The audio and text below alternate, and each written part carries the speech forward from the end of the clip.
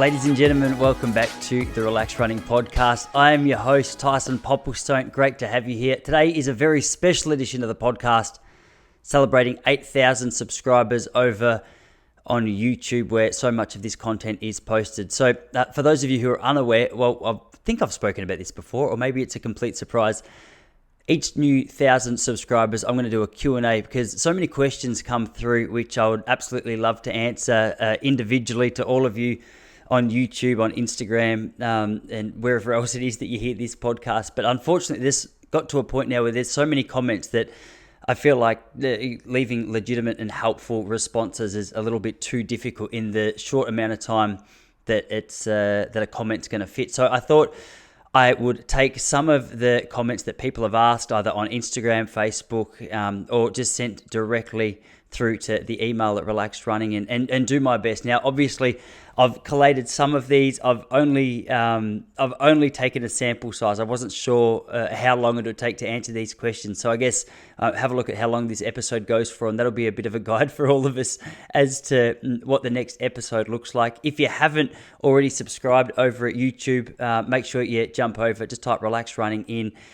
These podcasts get posted every week, but also I try and do a helpful running video or a clip from podcasts that we've done in the past that have been really helpful. So if you don't have time to listen to the whole episode, but you could do with some helpful running information, perhaps the clips over there will be helpful to you. But with all of that said, let's jump straight into it. Before I do start, I'll let you know that not all of these are directly related to running. Some are about relaxed running, some are about my running training, some are general running advice.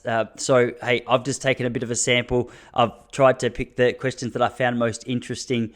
I've only linked the first name of the people. I hope you don't mind if you're waiting for a really big shout out.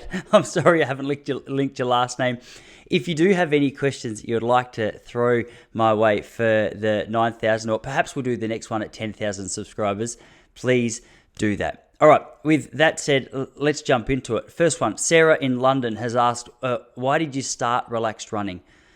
Honestly, I missed being in the running scene. I finished running in 2014, and I didn't really have a lot to do with it for a long time. I mean, I ran casually.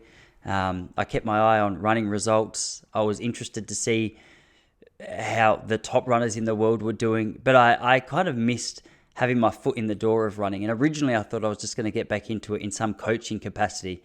A friend of mine, Brenton Ford, he runs a company called Effortless Swimming. And I was really inspired by what he was doing. And he's helping swimmers specifically with swimming technique.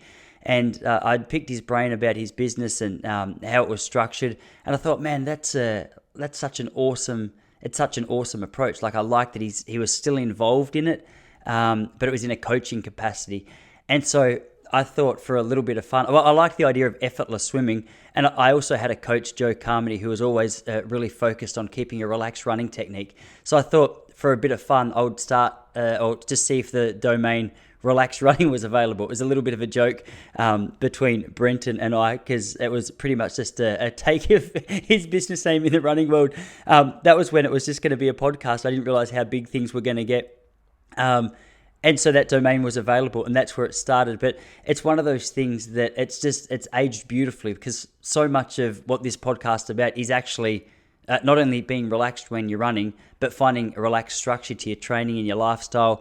I often hope that with this podcast, it's not just inspiring people or helping people be equipped to improve their running performance, but have a relaxed approach to just combining it with everything else that goes in. So essentially, I started it with the intention of just getting back involved in the world of running. And then everything that's come with that has just been a bonus. It's kind of rekindled my love for it, or maybe poured a little bit of fuel on the fire of how much I already love it. I always loved running, but to be back in the sport now and actually aiming to compete in some capacity soon has been really good.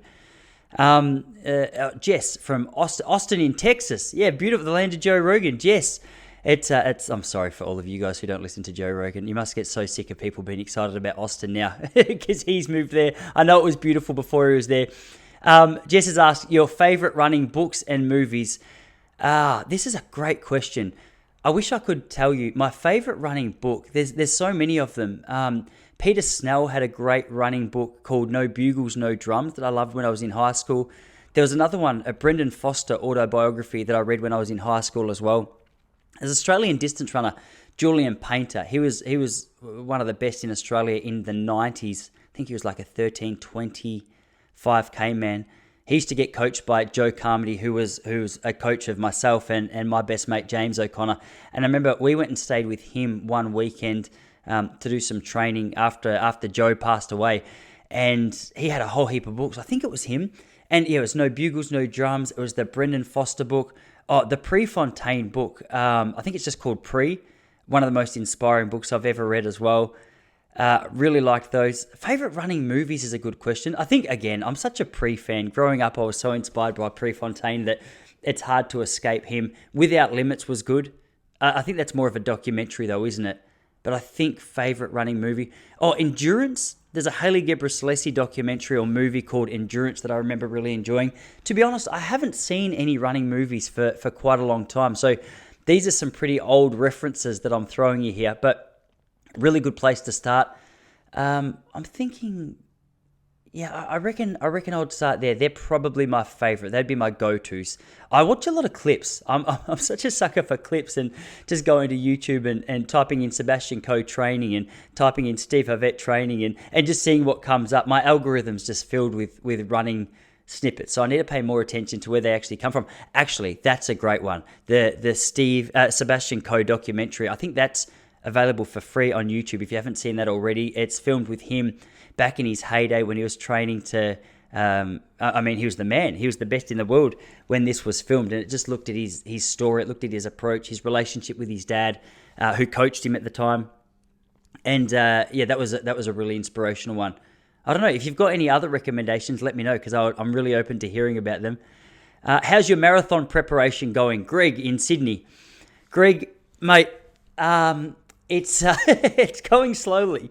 And I say that if you listen to the last road to Melbourne, I covered that I had a little bit of trouble with the calf issues, which I guess is where your questions are coming from, or where this particular question's coming from. It's going. So at the moment it is, I don't know, it's Friday. We've got about a week. What's the date today? Let me check.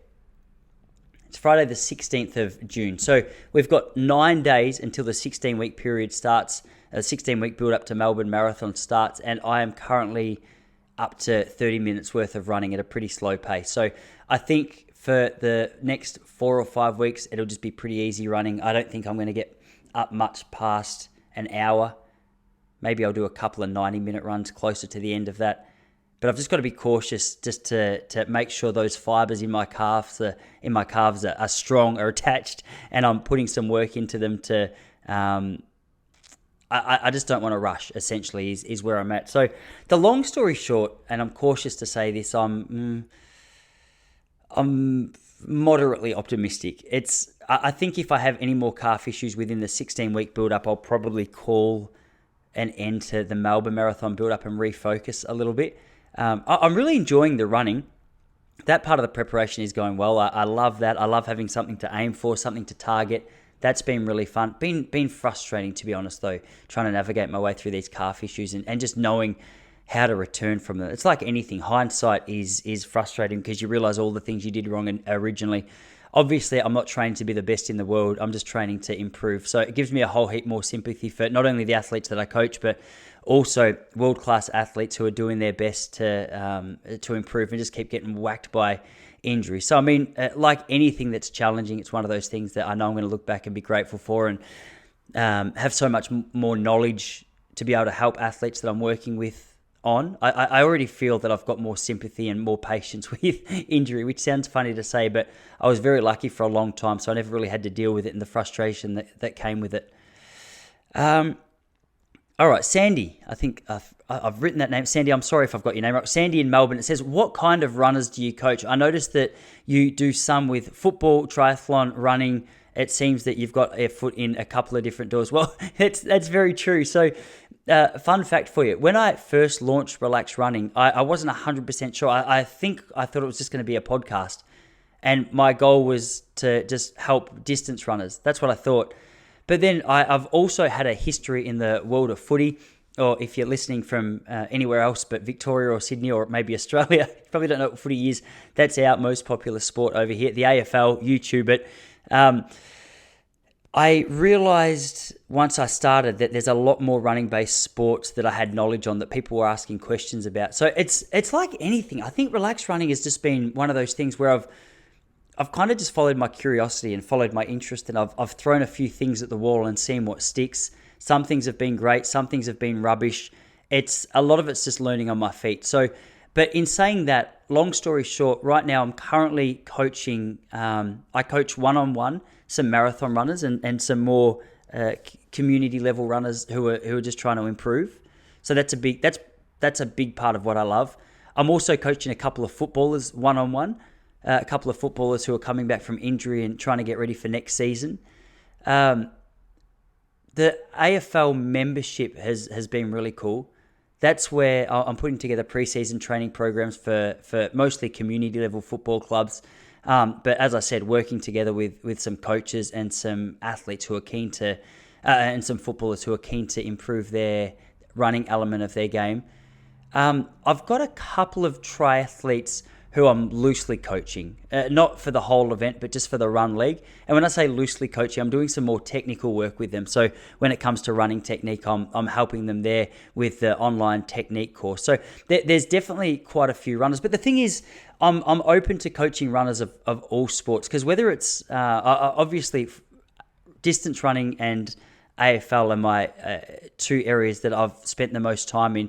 But when it comes to running-based sports, whether that's soccer or whether that's field hockey, you get the idea of what kind of training is required. I'll never forget John Quinn, who's an Australian great exercise physiologist who's worked with the likes of the GWS Giants in the AFL, Essendon Footy Club here.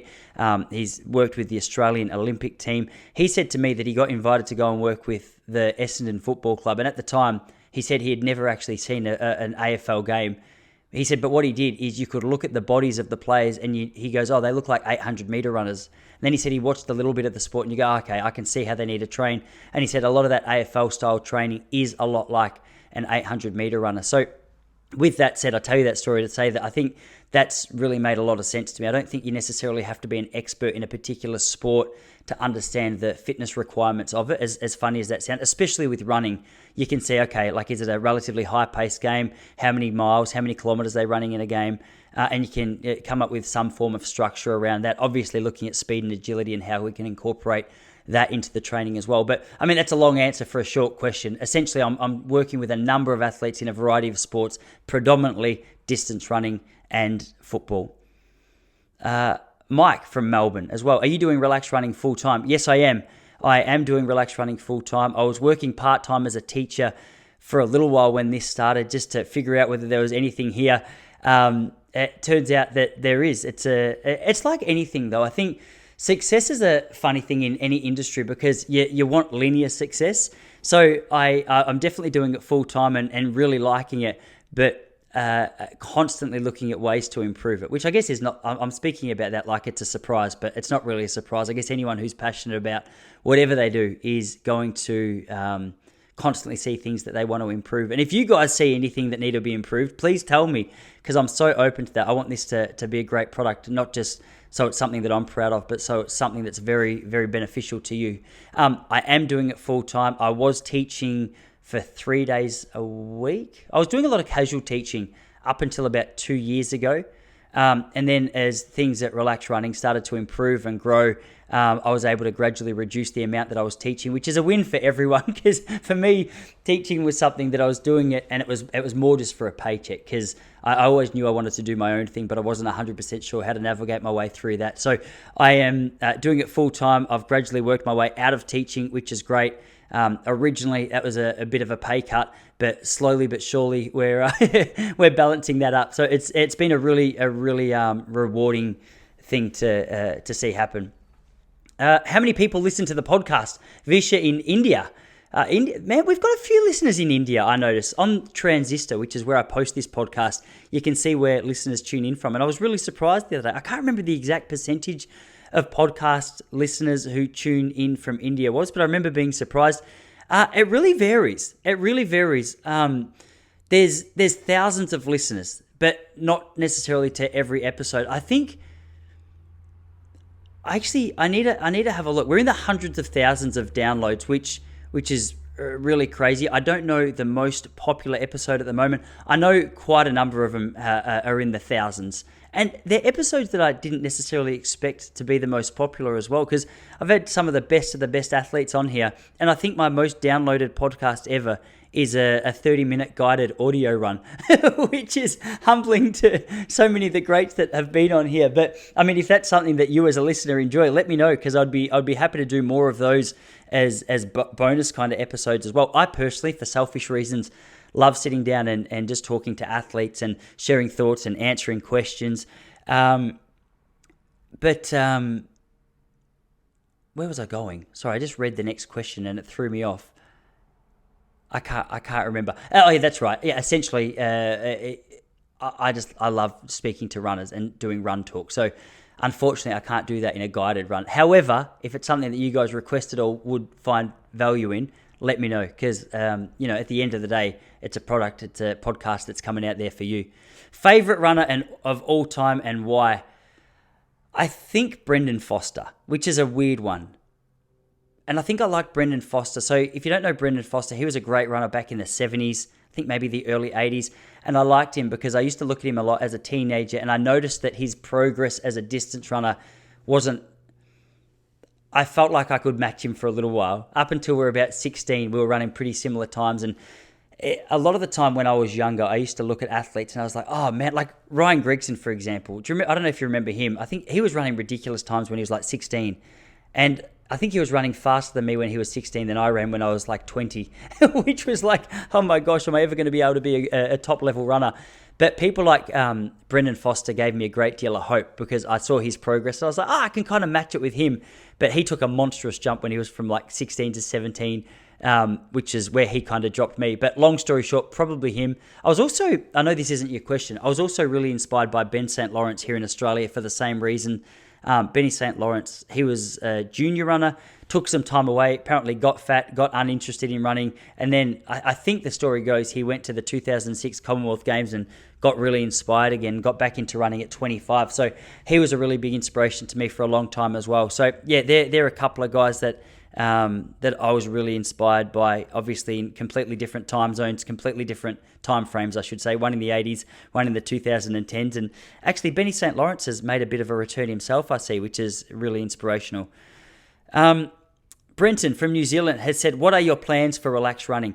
I think I've kind of answered that. I think essentially, I want to keep focusing on becoming a better coach to the athletes that I work with. I want to make sure that the memberships that I have available at the moment, we've got those in, especially the football world, the AFL world. I really want to improve that. I've had some good feedback for some players and coaches that are a part of that from last preseason who have said what would be beneficial. So I'm really focused on improving that. A big one that I'm really keen to put together for next year, and please let me know if you're interested in this.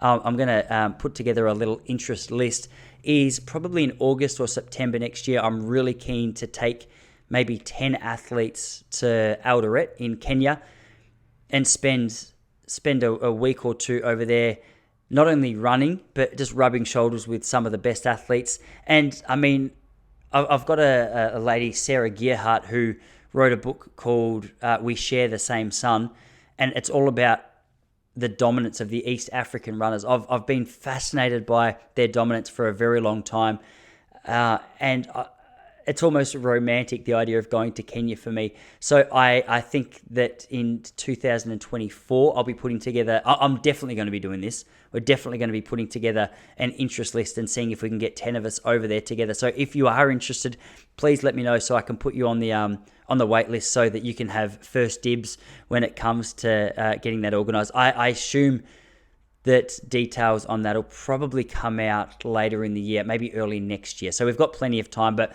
that's a big one that I'm flirting with. That's probably the biggest one. What would you guys like? Would you be interested in like an Australian running camp? Because I was going to do one up at Falls Creek this year. Was it this year? No, it was last year. And there was like a road collapse. And so a lot of the places that I was originally booked to go to couldn't have us, unfortunately. So I had to get back to the athletes. That one was ready to roll as well. We had quite a few athletes who were going to come up there. So, hey, if you're interested in that, let me know, because the more excited you are about that, the more likely it is that something will happen. Can you tell me more about the training hub? I'm interested in joining, but not 100% sure what it is. Lavish in India. I told you, we had some, I hope I've pronounced that right. Lavish, I think I've written down. I told you we've got a lot of Indian listeners. The training hub, I need to be more clear with this. It's very new, so forgive me for the fact that it's maybe been a little bit unclear what it is. Essentially, what I'm trying to create with the training hub is just a one-stop shop for a whole heap of valuable running resources. So within that is there's 15-minute bonus podcast episodes, and that's with really targeted conversations around a training, nutrition, diet. It really varies depending on who the guest is. I think we've got 4 bonus episodes in there at the moment. As I said, it's relatively new, but each time I have a guest on the podcast, I'll add a new 15 20-minute podcast in there. There's also training articles. So within the training articles, the members there, you get access to a whole heap of training information, whether it's from individual athletes, whether it's from scientists in the field, whether it's from... I'm trying to think of how to explain it. I mean, there's just so many different angles that you can look at training from, and that's what we're trying to provide with the training articles there. It's still taking shape. We look at overcoming injury. We look at structuring your training. We look at guidance for new marathon runners. We look at, it's you name it. Anything running improvement is in the blog there. We've also got access to the training programs. There's discount codes and coupons for camps, clinics, courses that we'll be putting together, so you'll get access to that. And then there's a video archive with just some bonus videos that I've done with the likes of Jen Gregson, Dave McNeil, Ryan Gregson. There's quite a few in there. It's still taking shape, essentially, but my goal with it is for you to be able to come there and go, okay, it answers so many of the questions in depth that you might have. And also a support link with me. It gives you access to the emails where I can support you a little more with your training and everything as well. You'll also, I don't even think I've mentioned this to you yet, which is a mistake on my part. The Marathon Method is a course that we've recently launched, so you'll get a discounted access to that. If you're a distance runner, we've had a few people join even without me announcing it, which is a great sign. It's been a trial version for a little while. I wanted to make sure that it had exactly what you needed in there. I'll do an official launch soon, but yeah, you can join if you're interested. So I'll put a coupon code for you in the description for that. Especially if you're training for a marathon. If you're getting ready for the Melbourne Marathon, it's good timing, because within that has a 16-week training course, which is very malleable and adjustable for you and where you're at with your fitness, and you and I can go back and forth on how to structure that more specifically to you. So hope that answers your questions. That's going to get more and more clear as we go, but right now that's what the training hub is. Blaze in Perth said, do you really do stand-up comedy outside of relaxed running? Blaze has been on my Instagram page. Yes, I do. So outside of running, my other great love, great passion is stand-up comedy. I've been doing that for 4 years. Actually, Blaze, here's a fun one for you. In late September, I've just been booked to perform at the Comics Lounge in Perth.